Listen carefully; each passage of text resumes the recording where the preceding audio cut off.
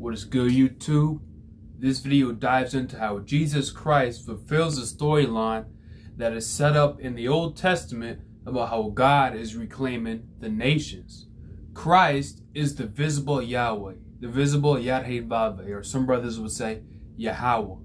And Yahweh is the name that God revealed to Moses. Alright, so we're talking about the personal name of the Most High God himself. Christ is the visible presence of the Most High God.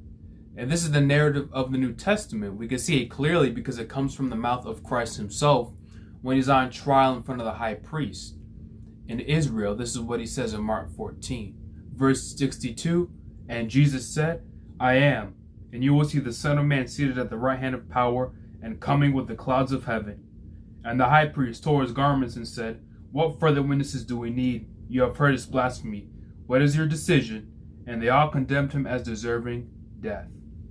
So Christ is clearly in the Bible depicted as sitting at the right hand of God and coming on the clouds of heaven.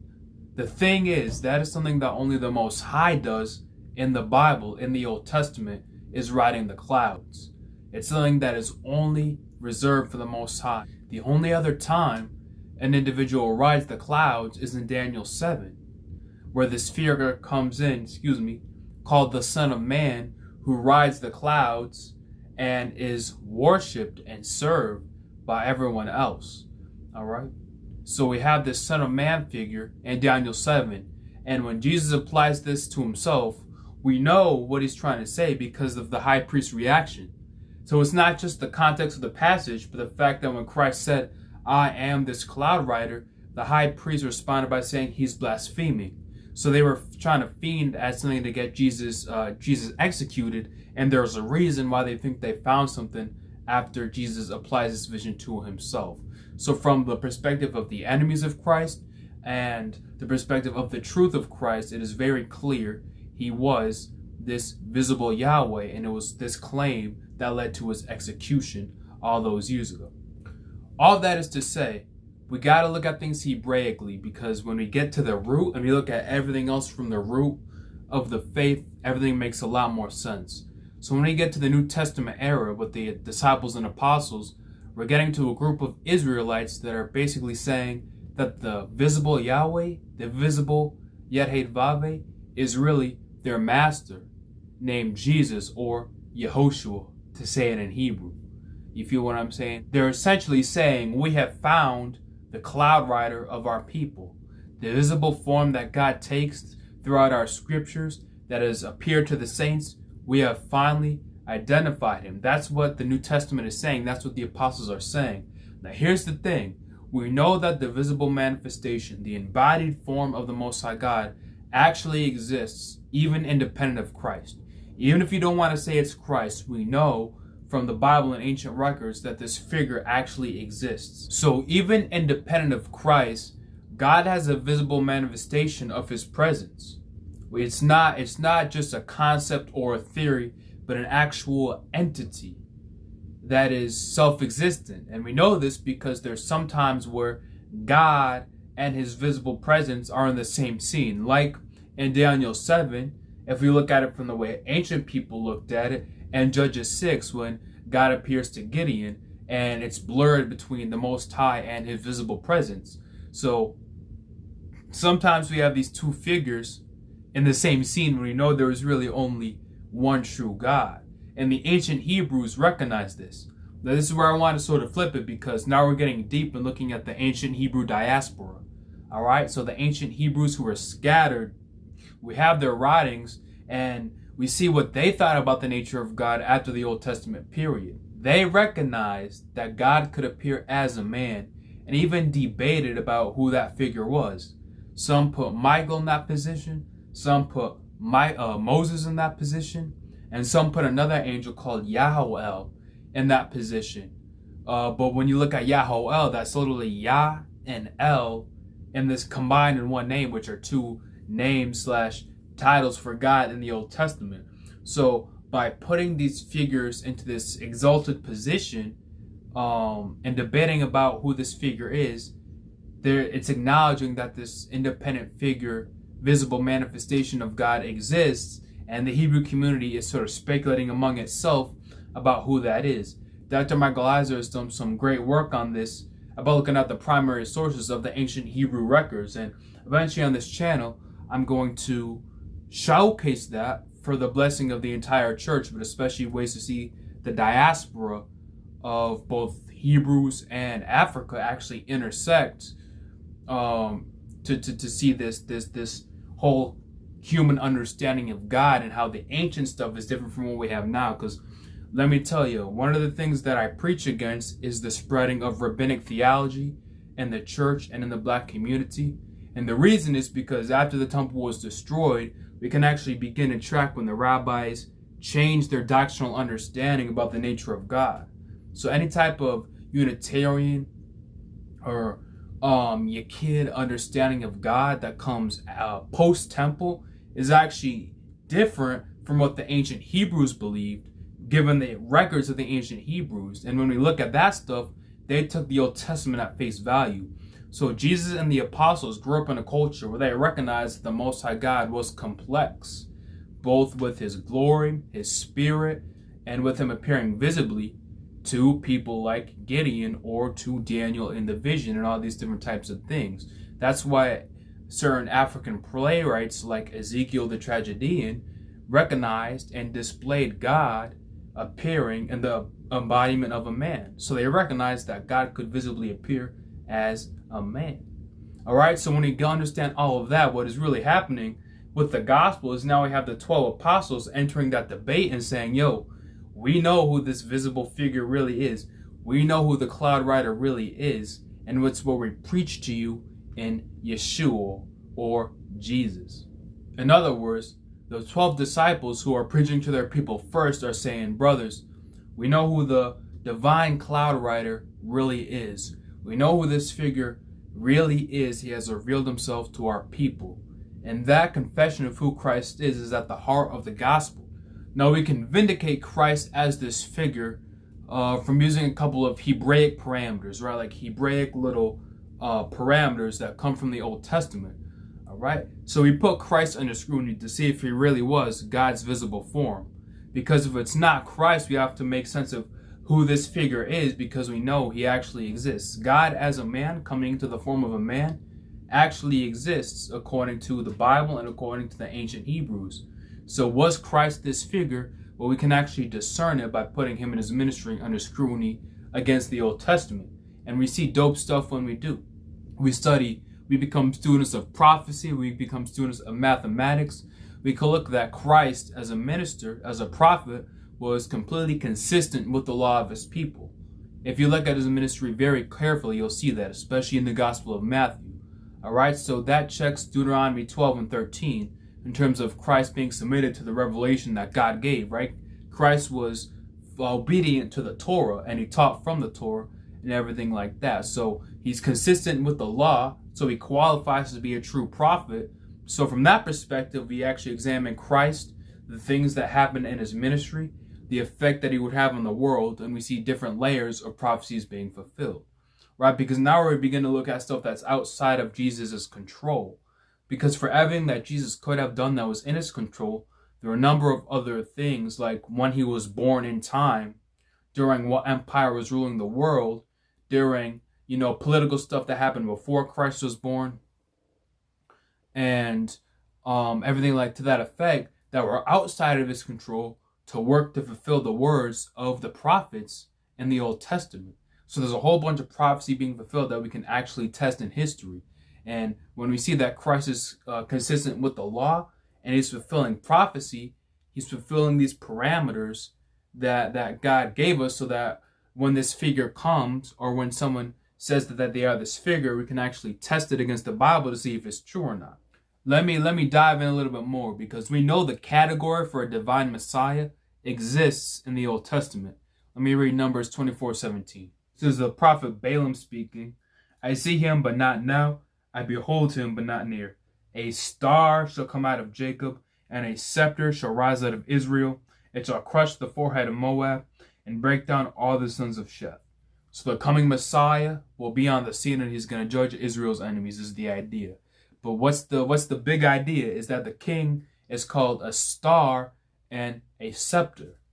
Now, stars were worshipped in the Bible by the other cultures. Stars were seen as divine beings. We can look at Deuteronomy 4:19 and other places and actually see this.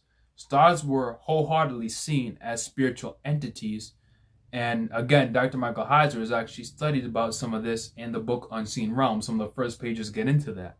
So, if stars are divine beings and the king of Israel is both a star and a scepter, what God is revealing to us way back in the book of Numbers is that the coming king of Israel is both royalty and an Elohim.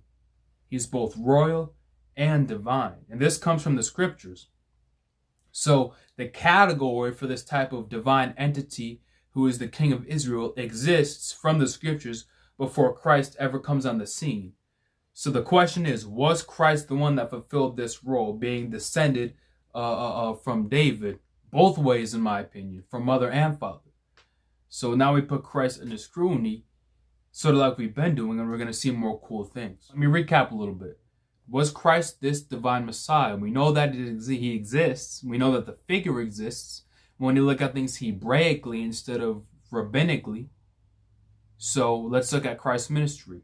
He was completely consistent with the law.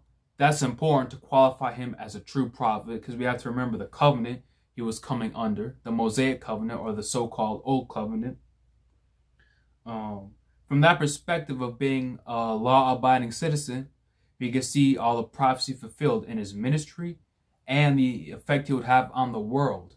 And now we just got to think about how high the odds are that one man would have an effect on the world, who also had things happen in his own ministry that were outside of his control, where all of these things were spoken by the prophets and literally fulfilled. We can't breeze past these things because these things start to accumulate and the odds begin to get higher and higher and higher. So the fact that they're all beaten is extremely insane, and that shows ultimately that there's a divine mind orchestrating this. Some of the examples of the prophecies outside of his control would be where Jesus was born, when he was born, the injustices that happened in his trial that led to him being crucified. Because if you actually look at his trial, there is a lot of illegal stuff that goes on when we actually compare his trial to the Torah. So that's another thing. Injustices, like in terms of like governmental oppression, and the effect he would have on the world outside of where he was born and walked around, and all these other nations and all these other continents, to cause them to worship the God of Zion. Because the prophets of old have this view of God being worshipped across the globe, and Christ was the catalyst for that to happen. The historical Jesus was a catalyst for God to be worshipped across the entire world, as the Bible predicted hundreds of years before Christ was even born. And understand, it's not just the effect that he would have, but the way that it would happen. The technical way that it would happen also fulfills literal verses in prophets such as Isaiah that talk about how a prophet that would be rejected by his own people would later be exalted by royal kings and cause them in effect to worship the God of Abraham, Isaac, and Jacob. You see what I'm saying? So a prophet who gets rejected by his own will eventually be exalted by the highest royal officials and cause them to worship the true God. Isaiah 49:7, Isaiah 52:15. All right, with that in mind, the fact that Jesus was rejected by his own people, who would come to be exalted by sub-Saharan African kings, would show to vindicate his ministry, because that effect would cause said kings to cease worshiping idols and European gods in some cases and worship the God of Zion. You see what I'm saying? So that is the exact literal historical fulfillment of this verse that can't be faked, right? Because we're going beyond the Bible into world history to things that can be tested with documents from ancient Ethiopia and things like that. And it's not necessarily just African kings, but it is interesting to look and see that God used African kings, God used the diaspora way back in ancient times from prophetic hindsight to vindicate the ministry of the Messiah. What that means is we can look at these prophecies and see literal fulfillments in Jesus. And this isn't saying these were fulfilled because we believe in Jesus. Rather, this is looking at the historical Jesus, the effect he would have on planet Earth, and saying The historical Jesus had this effect on planet Earth, but the effect he had on planet Earth was predicted by the Bible. So if the effect he had was predicted by the prophets, then that means he's vindicated by the God that said these things would happen, right? Because the fact that he would be exalted by kings, this carpenter from Galilee would be exalted by royal kings, the highest of the high, would be his ministry, would be God's vindication that the ministry of this messenger was legitimate, even though people rejected it. See what I'm saying? So the idea is the Messiah would be vindicated by royal kings. That would be God's stamp of approval because he would be rejected by a lot of people. So the fact that Christ was rejected by these royal kings and African kings, even though many Hebrews missed the movement at the first time, again, these are, when we study history, we see all these pieces that show that he was vindicated by the Most High. The odds of one individual fulfilling a bunch of literal prophecies are so high that we can't even comprehend it. Because take this example. I mentioned the man before, but Peter Stoner is a mathematician who basically did this little calculation. Let's say you had 8 prophecies written about your life. At least. What are the odds that you would fulfill 8 prophecies written about your life? Using prophecies of the Old Testament. The odds of you fulfilling all of them are 1 in 100 quadrillion. And those are just prophecies pertaining to Jesus' earthly ministry. Alright, those are just prophecies pertaining to the 3-year ministry of Christ. That doesn't even take into account the literal fulfillments he would have on the world and on how they would worship God and the way it would happen after the death and resurrection that the prophets also spoke. So when we take in those things and about how prophecies are really passages with a bunch of smaller prophecies, then the odds are just greatly higher than 1 in 100 quadrillion. That's a low ball of the odds that were actually beaten, that were still beaten by Jesus Christ. The fact that these odds were beaten all at once, and the prophets said that these things would happen, and they basically said, look out for them when it happens. Again, these are prophetic parameters that when we put Christ under scrutiny, he's vindicated Hebraically. We know he's the Messiah, not by blind faith, but because, as we should, we test him against the Bible and see that his ministry is vindicated by the Most High God. So Christ is vindicated.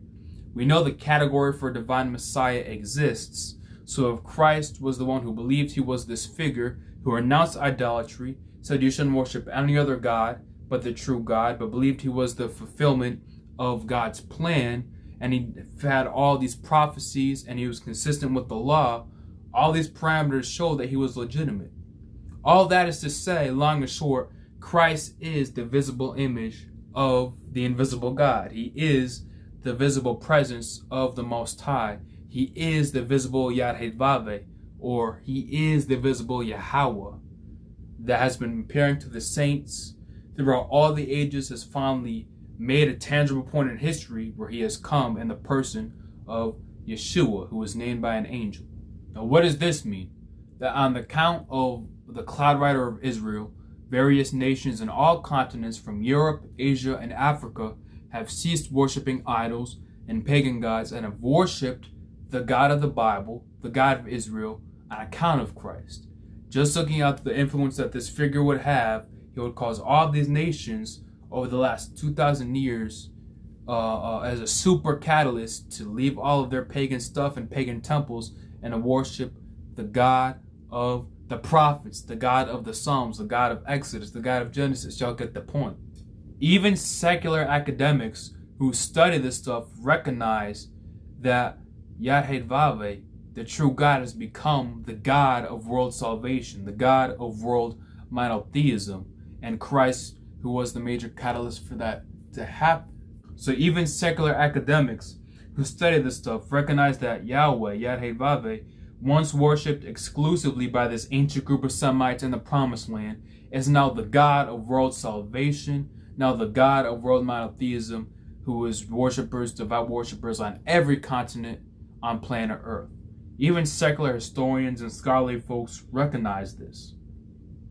But the freaky part, The freaky part is that the Bible predicted this hundreds of years beforehand, and hundreds of years before Christ.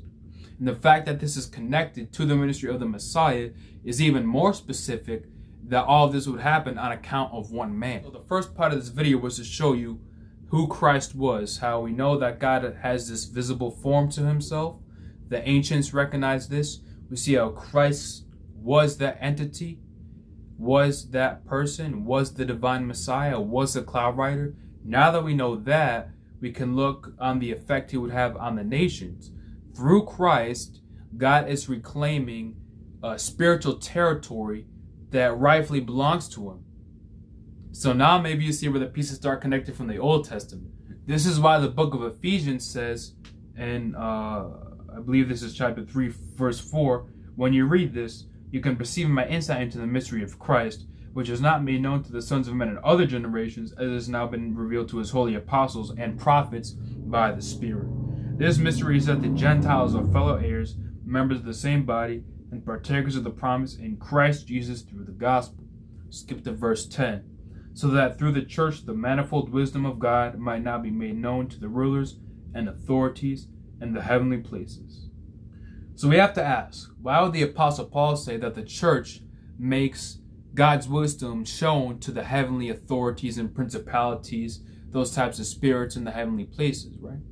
Because Satan is the prince of the power of the air at the end of the day. How does the church reveal God's wisdom to that crowd? We have to ask ourselves what the church is. Well, the church is the assembly of those that would gather to God through Christ. All right? So it started with the Hebrews first, the Hebrew believers, but it expanded outward into every nation. So now you got Gentiles representing the Most High in all these different countries. That is what the church is, the global body of believers. Look at John 17. All right? So now you got all these people who are worshiping the true God, and that makes us wonder, what do Gentiles worship? Before Christ came on the scene, who do Gentiles worship? They worship idols. Israel was told to stay away from that stuff. But the other nations were just sort of expected to worship their idols, and they was looking forward to a day when they would actually leave that sin and come to God, right? So now, these idol worshipers are now a part of the church, are now a part of the family of God because of Christ. Are y'all putting this together? So God, the reason the church shows God's wisdom to the spirits, the heavenly rulers, is because it's saying that, y'all were getting worshipped by these pagans. Now these pagans are worshiping me. And y'all know I said this in the Bible hundreds of years ago. Now y'all are seeing it happen firsthand. And now you dumb spirits know that I'm truly the Most High. Y'all get what I'm saying? This is so dope because, again, it comes back to spiritual warfare and what that really means. God is reclaiming territory that rightfully belongs to him from gods, so-called gods that don't really deserve worship, but are being wrongly worshipped by the nations around Israel. Now those nations are coming back home. Think about the prodigal son, man. They coming back home. In other words, God is showing the evil spirits, the sons of the Most High, that he's true to his word. We bring it back to Psalm 82. God promises the downfall and allotment of the territories back to himself. Right? So God is saying his sons are judging wrongly. They're going to get punished with death, and he's going to take their lands back because he's going to inherit the earth.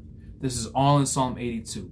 God promises, like men you shall die and fall like any prince. And verse 7, because of how they treated the nations under their control. Again, the sons of the Most High are actually one of the reasons given for the abuse of the fatherless and widows and partiality in society.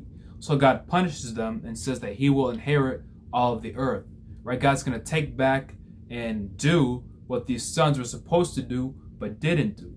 Get what I'm saying? That's the framework of Psalm 82. So God is reclaiming the world, and he's going to rule them himself. He will rule the nations himself. God promises back in the Old Testament.